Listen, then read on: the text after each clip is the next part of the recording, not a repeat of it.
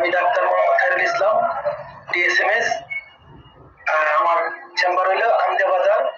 Doctor Samuel Hahnemann জন্মদিন উপলক্ষে 11 April রাত 9টা থেকে 11টা পর্যন্ত চিফ গেস্ট থাকতেছেন doctor Zerin dean by quantum academy. আমি হোমিও প্রায় 9 বছর যাবত করতেছি।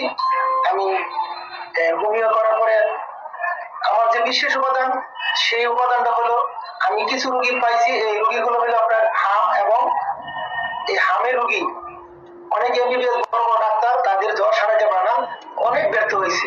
এরা বলতে স্যার কান্নাকাটি করে বলতেছে যে স্যার আমার বাচ্চা তো শেষ, এই বাচ্চার জ্বর সারা না, 4 থেকে 5 দিন হয়ে গেছে। তারপরে আমি দেখা করে আপনি চিন্তা করেন না, আপনারা হোমিওর উপর নির্ভরশীল হন, ইনশাল্লাহ আল্লাহ সারাই দিব। তারপর প্রথমে আমি চিন্তা ভাবনা করে আমি সালফার ইনশাল্লাহ 50 সেমি 2 ডোজ খাওয়ার পরেই এই জ্বর সারি আরোগ্য হয়ে গেছে।